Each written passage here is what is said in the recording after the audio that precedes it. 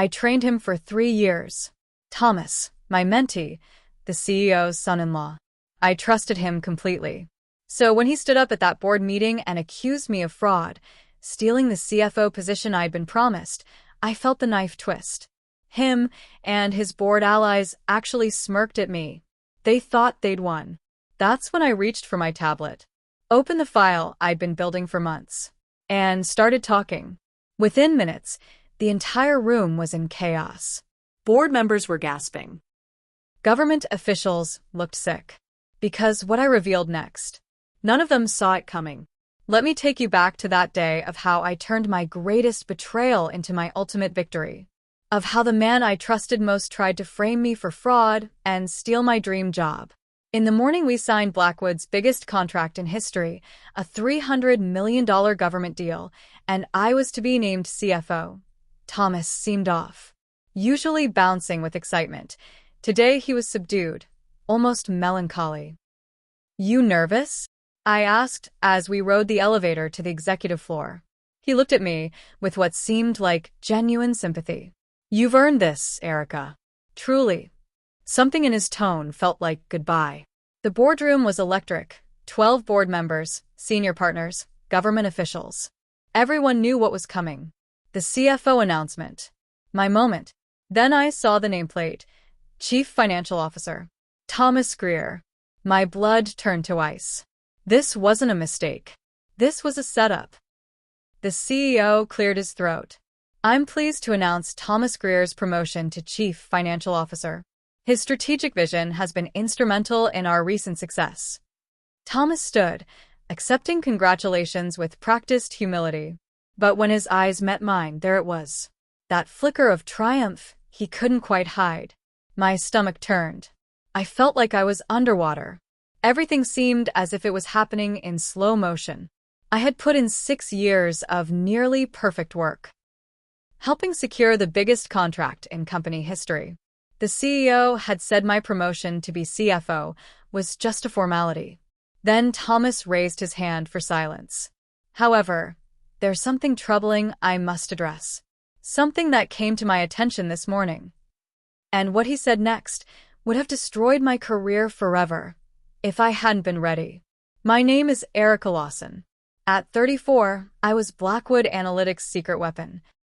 A forensic accountant who caught million-dollar fraud schemes that other firms missed completely. For 6 years, I'd hunted corporate predators while watching Blackwood rot from the inside. Executives padding expense accounts, board members taking kickbacks, systematic corner cutting that made my skin crawl. But I stayed because I believed I could fix it from the top. The CFO position wasn't just my dream job. It was my chance to clean house and implement the integrity standards this company desperately needed, because it held so much promise. My protégé Thomas Greer was supposed to help me get there. The CEO's son-in-law, sure, but I'd trained him personally for 3 years. He'd squint at cash flow statements like they were hieroglyphics until I taught him to see the patterns. When he landed his first major client, I made sure everyone knew it was his win. But I missed the warning signs that would destroy everything. The strained smile when I received praise. The way his jaw tightened when clients specifically requested me. That fleeting resentment before he remembered to look supportive. I thought it was professional competition. I was dead wrong. And right there in the boardroom, after stealing my promotion, he thought himself and his allies had won. But they were about to find out. I had been documenting everything for 3 months now. Thomas's presentation slide appeared. Bank transfers, email screenshots, invoice copies. I've discovered evidence that Erica negotiated unauthorized compensation from our government contractor. Hidden fees channeled through a shell company called Lawson Advisory, registered to an offshore account in her name. The room erupted. Board members gasped. Kickbacks, someone whispered. Government officials looked mortified. The evidence looked real. Doctored emails with my signature. Manipulated invoices. Bank records showing mysterious deposits. Thomas continued, voice breaking with false emotion. "I'm heartbroken to present this, but my duty to Blackwood's integrity demanded it. Erica has been helping this company secure contracts through illegal means. Every eye turned to me. Shock. Disgust. Genuine sadness, like watching a hero fall. But I wasn't shocked. I was ready. Here's what Thomas didn't know about forensic accountants. We notice everything. And for months, I'd been noticing him. Odd questions about vendor payment systems. Late-night database access for projects that weren't his. Requests for transaction data on accounts he shouldn't have known existed. My forensic instincts kicked in. I started watching. Documenting. Following digital breadcrumbs. Every unusual database query, timestamped. Every strange data request, screenshotted. Every suspicious meeting, noted. I built a case file on Thomas Greer and 2 board members without them knowing. And what I was about to reveal would expose the biggest fraud network in Blackwood's history. I stood calmly, pulled out my tablet, connected it to the main display. And for a moment I hesitated. Thomas had been under my tutelage for 3 years. He was like a brother to me. When I discovered he was being used by 2 board members for shady dealings, I hesitated, so I could give him a chance to put things right. And that hesitation had cost me. Now I was about to systematically destroy his career. It was either him or me that would stay up. And I chose myself. Thomas, my voice cut through the shocked murmurs, let's talk about shell companies. I opened the first document. Bank records showing payments from Lawson Advisory, but not to me. To TG Holdings, registered in Delaware 3 months ago. Owner, a board member seated here. These payments you claim I received? I never received them. Chase Bank, account ending in 7734. Belongs to a board member who is currently seated here, Thomas. His face went white, but not with guilt, with confusion. Harrison Walsh and Michael Brennan shifted uncomfortably on their seats. Second slide. Email metadata. These messages you claim I sent? The IP address traces to your home computer. Created last Tuesday at 2:17 a.m. But here's what's interesting, the executive override codes used to create these forgeries. I clicked to the next screen. Thomas, you don't have executive override access. But you know who does? Third slide. System access logs showing 2 names that made several board members shift uncomfortably. Directors Harrison Walsh and Michael Brennan. For 3 months, they've been using Thomas's login credentials to access classified client files, then coaching him on exactly what evidence to fabricate. The room went dead silent as they realized what they were seeing. Thomas, you weren't the mastermind. You were the fall guy. Walsh and Brennan have been siphoning money through shell companies for years. When they realized I was getting close to the truth, they needed someone to take the blame. I turned to face Walsh and Brennan directly, watching their faces drain of color. They promised you the CFO position if you'd frame me, told you it was just aggressive accounting, and that I was the real threat to the company. They even helped you forge those documents using their executive access codes. Thomas looked between me and the 2 board members, the pieces finally clicking. You said Erica was embezzling funds. That we had to stop her before I exposed their $2.3 million embezzlement scheme. I finished. Walsh and Brennan have been stealing from this company for 3 years. They used you to frame me because they knew I'd eventually catch them. Board members cross-referenced documents, watching the real conspiracy unravel in real time. Government officials looked furious. They'd nearly signed with a company where board members were actively defrauding them. Thomas took money, yes, but only what Walsh and Brennan told him were performance bonuses. He forged documents because they convinced him I was the criminal. He accessed those files because they gave him their login credentials and told him it was authorized. I clicked to my final slide, financial records showing millions in fraudulent transactions, all authorized by Walsh and Brennan's digital signatures. The real criminals are sitting right there at this table. The CEO stood, face grave.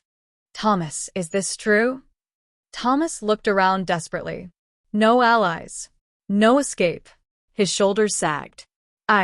He stopped. The fight went out of him completely. But I wasn't done. What I revealed next brought down the entire board. My final slide showed access logs and approval chains leading directly board members Walsh and Brennan, directors taking their own under-the-table payments for years. Their faces told the whole story. In 30 minutes, I'd exposed not just Thomas's betrayal, but a corruption network reaching Blackwood's highest levels. The $300 million just signed contract hung in jeopardy. Thomas' career destroyed. 2 board members were looking at prison. Watching Thomas's world collapse felt more sad than satisfying. This man I'd trusted completely, now publicly exposed as a fraud. The government officials put the contract on hold. Thomas, board members Walsh and Brennan were escorted out by security. The CEO approached, face pale. "Erica, God, I'm so sorry. The CFO position is yours, of course. We'll sort this mess out," and I held up my hand. No. He blinked. I'm sorry. What I said next shocked everyone in that room. First, you betrayed me by breaking your promise and giving my position to your son-in-law. Second, I can't accept leadership in a company where corruption runs so deep that framing your top performer in this manner was even possible. Thomas didn't operate in a vacuum. He had help from compromised board members sitting in this very room. This isn't a Thomas problem, it's a Blackwood problem. I gathered my materials, looked around the boardroom one final time. I resign. Absolute silence. The woman who'd just saved the company from criminal charges, who'd exposed massive fraud, who'd earned the CFO position through 6 years of flawless service, was walking away. But I had much bigger plans. As I headed for the door, I turned back one final time. "Oh, and gentlemen, you might want to start looking for a new auditor. You're going to need one." Within 48 hours of my resignation, Blackwood's world started crumbling. 3 senior accountants quit, citing ethical concerns. 2 department heads requested immediate transfers. Maya, my former assistant, left a resignation letter that simply read, "Following Erica's example." But here's where it gets interesting. Thomas was still there. Still working. Still drawing a paycheck despite being at the center of a federal fraud investigation. Why? Because federal prosecutors had cleared him of criminal charges. Their conclusion? Thomas was a victim of blackmail who'd been manipulated into reading a script. But clearing Thomas of criminal charges didn't mean he escaped consequences. The CEO stripped him of the CFO title immediately, demoting him to analyst, essentially an entry-level position for someone with his experience. No executive privileges, no direct reports, no decision-making authority. Thomas went from corner office to cubicle overnight. The man who'd briefly held the company's 3rd highest position was now taking direction from people who used to report to him. It was a miracle he still had a job. 1 week after I resigned, I got a call from the CEO of Nexus Consulting, a smaller but promising consulting firm. The CEO, David Whitaker, gave me complete autonomy to develop what I called the Forensic Integrity System, an algorithm that could detect fraud patterns traditional auditing missed completely. I agreed and began working. Think of it as financial DNA analysis. I explained to my new team. Every fraudulent transaction leaves a signature. My system reads these signatures like fingerprints. Within 3 months, the results were staggering. Nexus landed 4 major government contracts. My system caught $50 million in fraud that traditional audits had missed for years. But Blackwood? They were drowning. Without me managing compliance, the new CFO couldn't handle the government contract's complex requirements within such a short window. Federal auditors demanded reports he couldn't produce. Vendor relationships I'd built over years collapsed overnight. The $300 million deal that should have been Blackwood's triumph became their nightmare. They missed critical deadlines. The government issued formal warnings. Stock prices plummeted 29%. Key clients fled to competitors, many specifically requesting Erica Lawson-level standards. I'll be honest, there were nights I questioned everything about my time at Blackwood. Was I being naive thinking I could change a corrupt culture? Was this revenge disguised as justice? I wondered if walking away had been a mistake. Maybe I should have taken the CFO position, tried to reform from within, accepted that corporate politics was just the price of doing business. But then I'd remember Thomas's smirk. The way he'd looked at me when he thought he'd won. The calculated cruelty of framing someone who'd mentored him for 3 years. No. This wasn't about revenge. This was about proving that integrity wasn't just morally right. It was also profitable. 6 months after my resignation, everything changed with one phone call. Erica, this is Director Patricia Williams from Federal Contract Oversight. We have a situation with Blackwood Analytics. Here's what had happened. Blackwood was trying to bid on a massive Defense Department contract, the kind of deal that could save the company. But given their recent corruption scandal, the government required an independent compliance audit before they could even submit a proposal. The Defense Department won't consider their bid without a clean audit report, Patricia explained. And frankly, after the Brennan Walsh fraud case, we need to be extra careful. The irony was perfect. Blackwood needed my signature on their audit report to survive, and I was one of the few forensic accountants in the industry with both the security clearance and the ethical reputation the government would trust. Full access, complete authority, 6-week timeline. Can you be here Monday? The company that betrayed me now needed my approval to have any future at all. When I walked into Blackwood's offices for the audit, the place felt haunted. Half the cubicles empty. The energy that once buzzed through these halls was gone. My forensic integrity system tore through their records like a digital bloodhound. What it found was worse than even I expected. Systematic corruption reaching every department. Inflated invoices, phantom consulting fees, equipment donated to executives' personal use. The final report was devastating. 37 pages of evidence proving Blackwood wasn't just non-compliant. They were actively criminal. Federal agents executed search warrants on a Monday morning. By Friday, Blackwood Analytics was finished.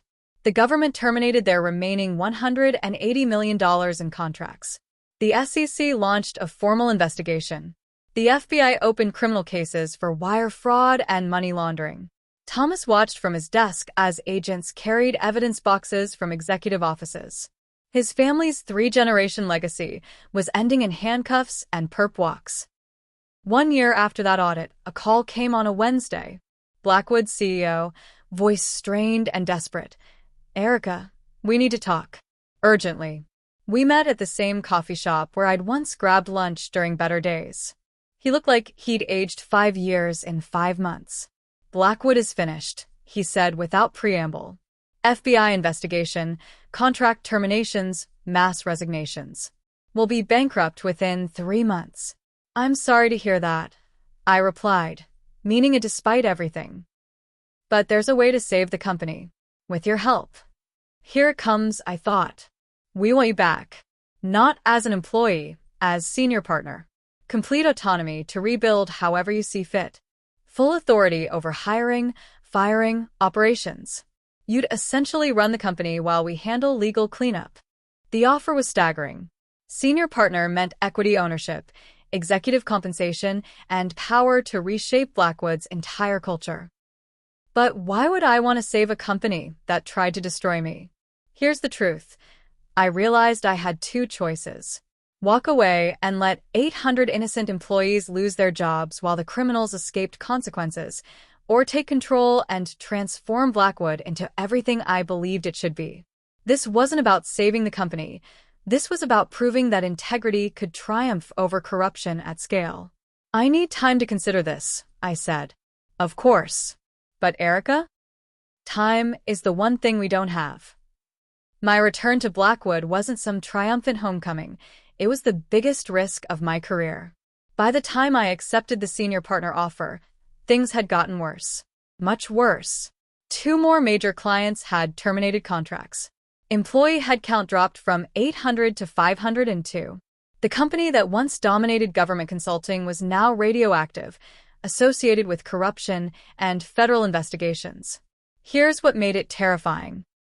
If I failed to turn Blackwood around, my reputation would be destroyed alongside theirs.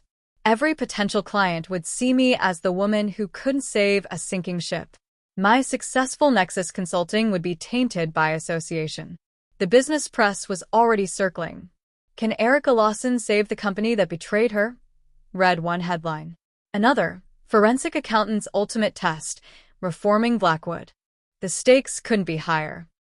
Success would prove integrity could triumph at scale. Failure would vindicate everyone who said corruption always wins in the end.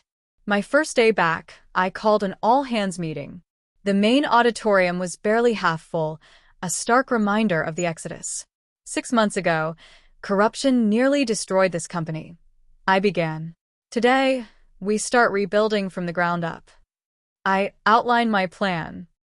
Implement the forensic integrity system company-wide, restructure leadership based on merit not politics, create transparent performance metrics, and most importantly, zero tolerance for ethical violations. The resistance was immediate.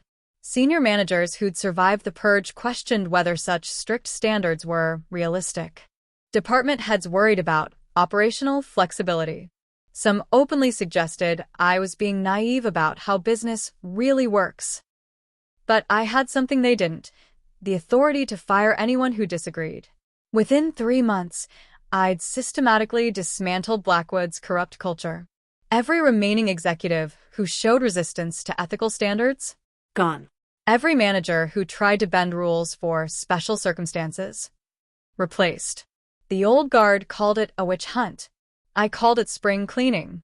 The most fascinating part wasn't the institutional changes. It was watching Thomas rebuild himself from scratch. Thomas's change didn't happen overnight. I watched him struggle with basic tasks he used to delegate. Saw him staying late to fix mistakes he never would have noticed before. The humiliation was breaking down his ego, rebuilding him from scratch. He'd arrive at 7 a.m. when his shift started at 9. He'd volunteer for weekend work nobody wanted. When senior analysts made errors, Thomas would quietly fix them without seeking credit or complaining. At first, I thought it was manipulation, Thomas playing the redemption angle to work his way back into my good graces. But months passed and the performance remained consistent. No grandstanding. No hints that he deserved better treatment. No resentment toward people who now supervised him. The man who once felt entitled to executive status was genuinely learning what it meant to earn respect through work rather than connections. After 6 months of observation, I made a decision that surprised everyone. I promoted Thomas to senior analyst. Why? My assistant asked me privately. Because treating him differently than any other employee would make me just as corrupt as the old Blackwood. He's doing the work, following the rules, earning advancement through merit. Personal history doesn't override professional standards. But rebuilding Blackwood's culture was only half the battle. We still had to win back clients who'd fled during the corruption scandals. The first major test came when the Department of Defense opened bidding for a $180 million contract, exactly the type of work Blackwood used to dominate. I personally presented our proposal, facing a room full of federal officials who remembered the headlines about our FBI raids. The skepticism was palpable. Ms. Lawson, one official asked bluntly, "Why should we trust Blackwood Analytics again?" I pulled up my presentation. Because the Blackwood that betrayed your trust no longer exists. Every executive involved in corruption has been removed. Every system that enabled fraud has been replaced. We didn't just clean house, we rebuilt it. I demonstrated the forensic integrity system live, showing how it would catch any attempt at the schemes that had destroyed the old Blackwood. This isn't the same company. It's better. 3 weeks later, we won the contract. The business press noticed our turnaround. Blackwood Analytics, from scandal to success in 18 months, became the cover story of Financial Leadership magazine. The article detailed everything. Thomas's betrayal, my resignation on principle, the FBI investigation, and most importantly, our complete cultural transformation. Erica Lawson didn't just save Blackwood, the writer concluded. She proved that corporate integrity isn't just idealistic, it's profitable. Government contracts started flowing again. Private clients began returning. Industry publications wrote case studies about our remarkable redemption. The company synonymous with corruption became a model of corporate ethics. The phone call that changed everything. 2 years after my return, I was reviewing quarterly reports when my assistant knocked on my office door. "Erica, Director Williams from Federal Contract Oversight is on line 1. She says it's about a major opportunity. I picked up the phone, already knowing this would be significant. Erica, congratulations.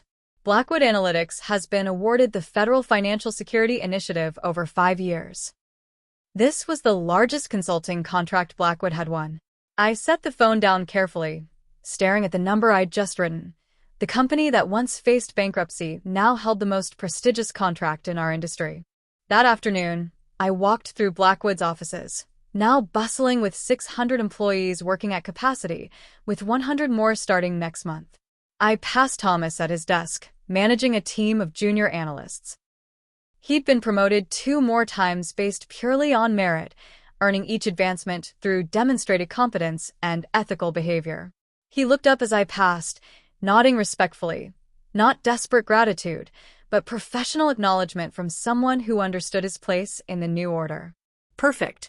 I continued to the executive floor, past the wall where employee photos were displayed.